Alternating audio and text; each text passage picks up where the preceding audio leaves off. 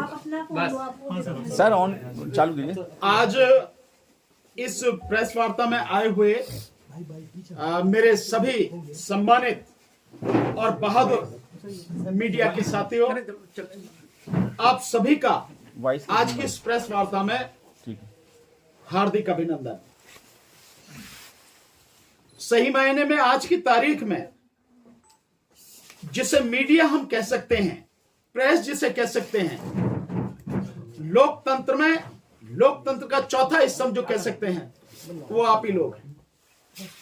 हकीकत में main stream media आज की तारीख में आप हैं, जो ऐसे विपरीत माहौल में भी जहां सरकार आपका भी गला दबा देना चाहती है, बिना किसी डर के निडर होकर जनता की बात, देश की सच्चाई आप लोगों तक पहुंचा रहे हैं। इसलिए आपका बहुत बहुत अभिनंदन, आपका स्वागत।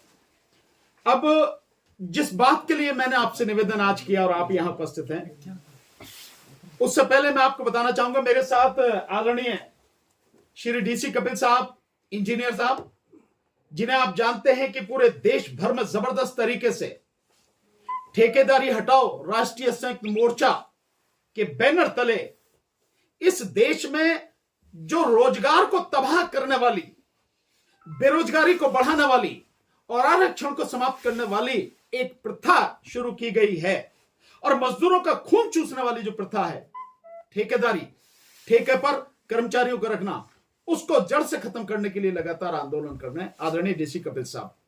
इस ईवीएम हटाओ संयुक्त मोर्चा, जिसके तहत ईवीएम की पूरी लड़ाई अब लड़ी जाएगी, आप उसके एक बहुत मजबूत स्तंभ के रूप में हमारे साथ में हैं। आदरणीय हिजम राजेंद्र सिंघा साहब, हिजम राजेंद्र सिंघा साहब लगातार सामाजिक मुद्दों को उठाते रहे हैं, विशेषकर मणिपुर में जो हो रहा है उसके विषय में लगातार आवाज उठाते रहे हैं। आप डीआरडीओ में रहे हैं, ये सब साथी हमारे साथ में हैं, और इस ईवीएम हटाओ संयुक्त मोर्चा के एक मजबूत स्तंभ की तरह हमारे साथ में है। साथियों, आज की जो प्रेस कॉन्फ्रेंस है, ये 2-3 विषयों पर मुख्य रूप से है। विषय मुख्य रूप से ईवीएम ही है, लेकिन ईवीएम के सिलसिले में क्या क्या चीजें कहां कहां हो रही हैं उसको लेकर उसकी जानकारी देनी, और 2 और छोटे मुद्दे हैं, छोटे क्या बहुत बड़े मुद्दे इस समय हो चुके हैं। वो एक तो जो ये ट्रांसपोर्ट का मसला चल रहा है, मोटर व्हीकल एक्ट में, या यूं कहो कि आप आईपीसी में जो अमेंडमेंट किया गया है कि अगर एक्सीडेंट हो जाए तो 10 साल की सजा ड्राइवर की, वो ड्राइवर कोई भी हो, चाहे मोटरसाइकिल का हो चाहे ट्रक का, और 7 लाख रुपए जुर्माने, जिसको लेकर पूरे देश में जो ड्राइवर हैं उनमें जबरदस्त रोष है और हड़ताल पर उतरे हुए हैं। कई जगह देश में आज की तारीख में, इस समय जिस समय आपसे बात कर रहा हूं, पूरी तरह से चक्का जाम है, और यह बहुत गलत है जो सरकार ये कानून लेकर आ रही है। लेकिन क्यों लेकर आ रही है सरकार ये कानून, वो भी मैं बताऊंगा। उसके पीछे असली मुद्दा क्या, असली उसकी मंशा क्या है। उसकी मंशा केवल यही नहीं है कि बस कानून को थोड़ा सा कड़ा बना दो और सजा 10 साल की कर दो, 7 लाख जुर्माने। नीयत कुछ और है। दूसरा एक बड़ा गंभीर मुद्दा है, इस देश में जैसा कहा जाता है, बहन बेटियों की इज्जत आबरू महफूज नहीं है, और बेटी बचाओ बेटी पढ़ाओ का नारा देने वाली जो पार्टी है, उसी पार्टी के लोग गन पॉइंट पर बहन बेटियों की इज्जत आबरू को लूट रहे हैं। मैं जिक्र कर रहा हूं जो बनारस में काशी विद्यापीठ में, यानी काशी विश्वविद्यालय में, बनारस यूनिवर्सिटी में जो आईआईटी के एक छात्र है, गन पॉइंट पर भारतीय जनता पार्टी यानी बीजेपी के 3 आईटी सेल के जो लोग हैं, लड़के हैं, उन्होंने जिस तरह से गन पॉइंट पर उस लड़की की इज्जत लूटी है। यानी जो पार्टी बेटी बचाओ बेटी पढ़ाओ का नारा देती है, प्रधानमंत्री क्यों चुप है, उसके मुंह में क्यों दही जमी हुई है, गृह मंत्री क्यों चुप है, पार्टी कहती क्यों नहीं, ऐसे अपराधियों को सूली पे क्यों नहीं टांग दिया जाता। ऐसे लोगों, जो लोग पार्टी के हैं, उस पार्टी के जिसकी सत्ता है, वो लड़के 3 गन पॉइंट पर आते हैं और रेप करते हैं, सामूहिक बलात्कार करते हैं। इस मुद्दे पर तो मैं चलता हूं सबसे पहले ईवीएम का मसला। देखिए, दो चीजें, एक, इस देश की जो इंडिया गठबंधन के नाम से 28 पॉलिटिकल पार्टीज हैं, उन पॉलिटिकल पार्टीज ने 19 दिसंबर को इंडिया गठबंधन की अपनी मीटिंग करके एक प्रस्ताव पास किया, 1 पेज का, और उनका प्रस्ताव बहुत जेन्युइन है। हालांकि हमारा तो बहुत सिंपल सीधा सा कहना है, ईवीएम पूरी तरह से हटाई जाएगी, पूरी तरह से हटनी है ईवीएम, और बैलेट पेपर से चुनाव होना है, ईवीएम का कोई मतलब ही नहीं है। लेकिन उन पॉलिटिकल पार्टीज ने, 28 पार्टीज ने जो प्रस्ताव पास किया, उसमें उन्होंने सिर्फ इतना निवेदन किया है कि वोटिंग के दौरान जो वीवीपैट मशीन है, जिसमें 7 सेकंड के लिए पर्ची दिखती है, जिससे व्यक्ति, वोटर जो है, कंफर्म करता है कि उसने जिस पार्टी और जिस व्यक्ति को वोट दी है, उसकी वोट उसी को गई, और उसके बाद में वो 7 सेकंड में कितनी दिखती है कितनी नहीं, आप भी जानते हैं। ऊपर काला सा उसके ऊपर वो होता है, शीशा होता है, और वो पर्ची कट के उसी में गिर जाती है। मैं दावे के साथ कह सकता हूं आधे से ज्यादा मतदाता उसे देख नहीं सकते, फिर भी एक पल को मान लें कि सबको दिख गई, पर पर्ची तो उसी में गिर जाती है। इंडिया गठबंधन के प्रस्ताव में जो इलेक्शन कमीशन को भेजा गया और उससे समय मांगा और समय नहीं दिया, उसमें सिर्फ इतना सा कहा गया है कि वो जो पर्ची वीवीपैट मशीन में गिर जाती है, उस पर्ची को जो मतदाता है उसे दे दिया जाए, वो बाहर आनी चाहिए उसके हाथ में, ताकि वो देखकर कंफर्म कर सके, हां, जिस पार्टी और जिस व्यक्ति को उसने वोट दी है, कैंडिडेट को, वोट उसी को गई है। और वो पर्ची वो लेके एक बैलेट बॉक्स लगा हो, उस बैलेट बॉक्स में डाल दी जाए और उनकी गिनती हो। इससे ज्यादा साफ सुथरी बात कोई हो नहीं सकती, क्योंकि हकीकत में वोट क्या है? वोट वो नहीं है जो ईवीएम, वो मशीन है आपकी, कंट्रोलिंग यूनिट, जिसकी गिनती होती है, जिसमें हमें वोट जाते हुए दिखती नहीं, जिसकी कोई कंफर्मेशन नहीं कि वाकई में उसमें वोट गई है, किस व्यक्ति किस पार्टी को गई है, हमें कुछ नहीं पता, किसी भी मतदाता को नहीं पता। लेकिन जिसमें थोड़ा बहुत दिख रही है कहां यह है, तो वो पर्ची हाथ में मिल जाए और वो बैलेट बॉक्स में डल जाए, वोट तो वही है ना, वोट की गिनती होनी है ना, तो वोट वो है, उसकी गिनती कराई जाए, इसमें कोई भी नाजायज मांग नहीं है। लेकिन इलेक्शन कमीशन की हठ धर्मिता और मोदी सरकार की तरह या प्रधानमंत्री मोदी की तरह उसकी तानाशाही, जो इस देश की जनता को बर्दाश्त नहीं है किसी भी सूरत में, वो तानाशाही ये कहती है कि मैं मिलने का समय भी नहीं दूंगा। इलेक्शन कमीशन ने मिलने का समय नहीं दिया है, और इलेक्शन कमीशन ने केवल उन विपक्षी पार्टियां जो सम्मानित पार्टियां हैं, और इलेक्शन कमीशन क्योंकि जनता का नौकर है, पब्लिक सर्वेंट जानते हैं ना, पब्लिक में जनता, सर्वेंट माने नौकर, पब्लिक सर्वेंट है वो, उसकी जिम्मेदारी है कि इलेक्शन के विषय में कोई बात है और कोई व्यक्ति विशेष या कोई व्यक्ति या पॉलिटिकल पार्टी को संगठन उससे मिलना चाहता है, उसी से रिलेटेड, इलेक्शन से संबंधित, चुनाव से संबंधित प्रक्रिया के विषय में या किसी भी विषय में उनको समय दें, उनसे बात करें। लेकिन उन पॉलिटिकल पार्टियां जो इस देश में केंद्र में भी सत्ता रही है, राज्यों में भी सत्ता में रही हैं, मिलने का समय नहीं दिया, और उसकी हठ धर्मिता, उसकी ये तानाशाही इलेक्शन कमीशन की यही खत्म नहीं हुई, उसकी तानाशाही वहां तक भी है कि ये देखिए, एक रिपोर्ट मेरे हाथ में है, ये देखिए, ये रिपोर्ट है 2021 की, डेट इस पर लिखी है 8 अप्रैल 2021, और ये रिपोर्ट है citizen commission on election report on EVMs and VVPAT, बहुत स्पेसिफिक है, ईवीएम्स एंड वीवीपैट। ये रिपोर्ट सुप्रीम कोर्ट के retired justice honourable mister Justice Madan B Lokur, उन्होंने, उनकी अध्यक्षता में बनी है, और इसमें हाई कोर्ट के कई रिटायर्ड जजेस हैं, कई आईपीएस ऑफिसर्स हैं, कई आईएएस ऑफिसर्स हैं, जो सेक्रेटरी लेवल के, इवन इलेक्शन कमिश्नर जो रहे हैं पुराने, उन सबका, और आईआईटी के जो एक्सपर्ट हैं, इंजीनियर्स हैं, जो इन मशीनों के विषय में जानते हैं, समझते हैं और समझा सकते हैं, ऐसे सारे एक्सपर्ट को लेके ये रिपोर्ट बड़ी रिसर्च करके बनाई गई है। और उस समय तक की, अब तक की उपलब्ध जो किताबें हैं रिसर्च करके लिखी गई हैं, बहुत सारे ऑथर्स की किताबें हैं, बहुत सारे उदाहरण देके बनी है, बहुत सारे फैक्ट दिए गए हैं, उन पर आधारित ये रिपोर्ट। इस रिपोर्ट को इस देश के सुप्रीम कोर्ट के रिटायर्ड जजेस, हाई कोर्ट के रिटायर्ड जजेस और जजेस, आईएएस ऑफिसर्स, डॉक्टर्स, एडवोकेट्स, साथ में फौज के बड़े बड़े ब्रिगेडियर, लेफ्टिनेंट कर्नल, जनरल तक के जो लोग हैं, उन्होंने, पीएचडी वाले, सामाजिक कार्यकर्ता, 6,500, एक नहीं 6,500, 6,500 लोगों ने इस रिपोर्ट पर साइन करके इलेक्शन कमीशन को भेजा। आज तक इलेक्शन कमीशन ने भी इसका जवाब नहीं दिया है। इस रिपोर्ट का जिक्र आप देखेंगे सैम पित्रोदा साहब, उन्होंने भी जो ईवीएम के विषय में कहा है कि ईवीएम हैक हो सकती है और गड़बड़ी होती है ईवीएम में, उन्होंने भी इस रिपोर्ट का जिक्र किया है। हम सारे लोग, ईवीएम हटाओ संयुक्त मोर्चा पूरी तरह से इस रिपोर्ट के साथ खड़ा है। हम इस रिपोर्ट से सहमति जाहिर करते हैं और हम भी जो देश के प्रबुद्ध नागरिक या सिटीजन है, उनके साथ कंधे से कंधा, कदम से कदम मिलाकर साथ में खड़े हैं।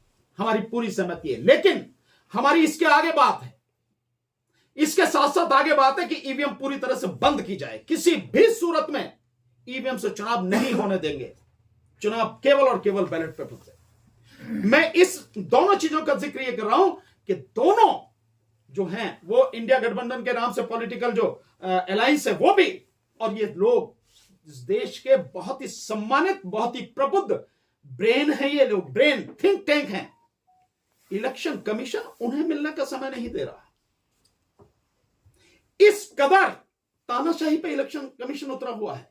इसका मतलब साफ है कि जो बेईमानी वो सरकार के लिए कर रहा है, उस बेईमानी को लगातार करता रहे और इस देश के लोगों के सामने फ्री, फेयर एंड ट्रांसपेरेंट, यानी स्वतंत्र, निष्पक्ष और पारदर्शी चुनाव न हो जाए, उसको निश्चित करने के लिए वो ना इनसे मिल रहा है, ना इस रिपोर्ट का जवाब दे रहा है, ना ही इंडिया गठबंधन के नाम से जो पार्टी है उनको समय दे रहा है। नौकर है, फिर कह रहा हूं, public servant, he is a public servant, नौकर है। और संविधान ने उसको इतनी ताकत इसलिए दी है ताकि वो स्वतंत्र होकर काम कर सके। ये नहीं कि मानसिक गुलाम होकर किसी व्यक्ति या सरकार की गुलामी करे। उसकी जवाबदेही किसी सरकार के प्रति नहीं है, उसकी जवाबदेही इस देश का संविधान और इस देश के जनता के प्रति है, देश के प्रति है। और ये उसकी सबसे पायस, सबसे पवित्र ड्यूटी है इलेक्शन कमीशन की। यही ड्यूटी है एकमात्र कि इलेक्शन कमीशन में जो भी 18 साल का इस देश में व्यक्ति हो चुका है, उम्र पार कर चुका है 18 साल और उससे ऊपर, उस हर व्यक्ति की वोट हो, जो वोटर लिस्ट में उसमें नाम हो, ये उसकी जिम्मेदारी है कि नाम होना चाहिए, किसी का नाम कटे नहीं, छूटे नहीं। साथ में इलेक्शन स्वतंत्र, निष्पक्ष और पारदर्शी हो, free, fair and transparent election हो। ट्रांसपेरेंसी, ट्रांसपेरेंसी कहने के लिए नहीं, ट्रांसपेरेंसी दिखे, हर किसी को दिखे, अनपढ़ हो, अशिक्षित हो, पढ़ा लिखा हो, कोई भी हो, अमीर हो, गरीब हो, आदमी हो, औरत हो, कोई भी हो, हर किसी को ट्रांसपेरेंसी दिखनी चाहिए कि हाँ इलेक्शन बिल्कुल पूरी तरह से साफ सुथरा हो रहा। कहने के लिए नहीं, ये नहीं इलेक्शन कमीशन कह दे जो कहता रहा है कि नहीं इलेक्शन जो है, इलेक्शन कमीशन बिल्कुल स्वतंत्र चुनाव करा रहा है, कहीं कोई दिक्कत नहीं है और ईवीएम बढ़िया है। और आप सबके लोगों के जो आप वीडियो डालते हो ईवीएम के सिलसिले में, उस पर वो भी डाल रहा है लगातार कि ईवीएम की जो मशीन है इसकी जो टेक्नोलॉजी बहुत स्ट्रांग है। अबे तेरे स्ट्रांग है अगर ये टेक्नोलॉजी, तो भाई इस स्ट्रांग टेक्नोलॉजी को आप लोगों को दिखाते क्यों नहीं? पब्लिक डोमेन में हर व्यक्ति जो भी चाहे उसका निरीक्षण कर सके, देख सके, संतुष्ट हो सके, हाँ भाई पूरी तरह से पारदर्शी है। विश्वास क्यों किया जाए इलेक्शन कमीशन पर? इलेक्शन कमीशन अपनी विश्वसनीयता पूरी तरह खो चुका है, क्यों विश्वास किया जाए? इलेक्शन कमीशन साफ नजर आ रहा है इस देश की जनता को सरकार के साथ मिलके इलेक्शन करवा रहा है। सो किसी के कहने पर, और वो भी उस देश में जिस देश में आज की तारीख में सभी सरकारी विभाग, सरकार और व्यक्तिगत रूप से अगर आप कहें तो प्रधानमंत्री मोदी के सामने पूरी तरह से दंडवत है, नतमस्तक है। जिस देश में सरकारी अधिकारी और कर्मचारी बहुत बड़ी संख्या में बेईमान है, भ्रष्ट हैं, और सरकारों की गुलामी करते हैं, उस देश में आप विश्वास करने की बात करो? विश्वास करने का कोई मतलब ही नहीं है भाई। 2 दूनी 4 होते हैं, 2 गुणा 2 4, 2 जमा 2 4, 2 माइनस 2 0। आप सीधे सीधे बताओ ना, हर किसी व्यक्ति को, हर मतदाता को यह हो सके निश्चित। इसलिए तो इलेक्शन कमीशन को मैं बहुत विश्वास के साथ कह रहा हूं, इलेक्शन कमीशन को, यह मेरी चुनौती है तो चुनौती ही मानी जाए। इलेक्शन कमीशन ये जो रिपोर्ट है, इस रिपोर्ट का जवाब दे, ईमानदारी से, तथ्यों से, तो सच बिल्कुल वो जवाब दे। और सिटीजन कमीशन के जो लोग हैं, इतने विद्वान लोग जिनके सामने उसकी योग्यता कुछ नहीं है इलेक्शन कमीशन की, उन लोगों को मिलने का समय दे। इंडिया गठबंधन के जो पॉलिटिकल पार्टियां, उन लोगों को मिलने का समय दे। और ये लगातार ईवीएम के खिलाफ जो सब आंदोलन हो रहा है और ये सवाल इस पर खड़े हो रहे हैं, ईवीएम को तत्काल बंद करे, वीवीपैट मशीन को बंद करे। और ये उसी समय भी होना चाहिए जब लगातार ये हो रही है 18,94,000, 20 लाख ईवीएम की बात जो कह रहे हैं कि गायब है, एग्जैक्ट उसकी फिक्र है 18,94,000 जो भी मशीनें हैं वो गायब हैं, 18,94,000। तो उन ईवीएम्स के विषय में क्यों कोई भी अंधेरे में रहे? 18,94,219 ईवीएम गायब है। कोई जवाब इलेक्शन कमीशन के पास में इस बात का नहीं है। तो कैसे गायब है? और इसके साथ साथ जो वीवीपैट मशीन है, वीवीपैट मशीन में जो खरीदी गई ECIL कंपनी हैदराबाद से और BEL बेंगलोर से और BEL पंचकुला से, उनमें 17.5 लाख ईवीएम, वो वीवीपैट मशीनों में 6.5 लाख वीवीपैट मशीनें खराब हैं। और यह बात बहुत स्पष्ट रूप से सिद्ध होती है जो इलेक्शन कमीशन ने लेटर लिखा जनवरी 20-22 जनवरी के आसपास 2022 में उन कंपनियों को कि ECIL की 4 लाख मशीनें, वीवीपैट मशीनें खराब हैं और BEL की, बेंगलोर वाली की 1,85,000 और पंचकुला की BEL कंपनी उसकी 65,000 का खराब है।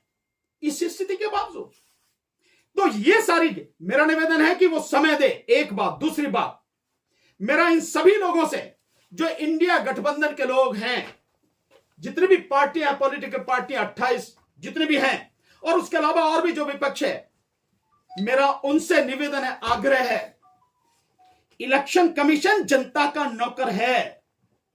अगर वो आपको मिलने का समय नहीं दे रहा तो आपको उसके खिलाफ खुल के आंदोलन नहीं करना चाहिए। यह एक मतलब जनता के नौकर ने कह दिया कि नहीं मैं मिलता और आप चुप बैठ गए हैं। क्या इन पार्टियों को खुल के सड़क पे आना नहीं चाहिए? और उस समय तो आ ही जाना चाहिए जब सेन पित्रोदा, जो राजीव गांधी जी के तकनीकी सलाहकार रहे, इस देश में कंप्यूटर और इंफॉर्मेशन टेक्नोलॉजी लाने वाले रहे हैं, वो जब स्पष्ट रूप से कहते हैं कि ईवीएम में गड़बड़ी हो सकती है और जो विपक्षी पार्टियां हैं इनको बाहर आना चाहिए, सड़क पे आना चाहिए, ईवीएम के खिलाफ आंदोलन करना चाहिए। उन पार्टियों को सड़क पे आना चाहिए, आना पड़ेगा एक दिन। और साथ में ये जितने भी हैं, citizen commission on election report, ये जो जितने भी हैं, इन सबसे मेरा आग्रह है, बहुत विनम्र निवेदन है इनसे, आपसे अगर वो नहीं मिले हैं, सड़क पर आइए आप भी। 6 जनवरी 2024 को दिन शनिवार हम लोग जो जंतर मंतर पर आंदोलन कर रहे हैं 12-1 बजे जो होगा, उस आंदोलन में आप हमारे साथ आइए, आइए हमारे साथ। हम आपके साथ कंधे से कंधा मिला के खड़े होंगे और सड़क पर लड़ाई लड़ेंगे, क्योंकि अब देश जिस स्थिति में है, सड़क पर लड़ाई लड़ने के अलावा दूसरा रास्ता बचा नहीं है। केवल जन आंदोलन ही देश को बचा सकेगा, अन्यथा यह देश बचेगा नहीं। तो इंडिया गठबंधन की जितनी पार्टी हैं, जितनी भी पॉलिटिकल पार्टी हैं, उन सबसे मेरा निवेदन है, इस लड़ाई में, ईवीएम हटाने की लड़ाई में, जो ये मोर्चा बना है ईवीएम हटाओ संयुक्त मोर्चा, इसका कंधे से कंधा मिला के साथ दें, सड़क पर आए, 6 जनवरी को हमारे साथ आंदोलन में आए। और ये जो सिटीजन कमीशन ऑन इलेक्शन है, इन सब से भी निवेदन है, सब लोग आए हमारे साथ।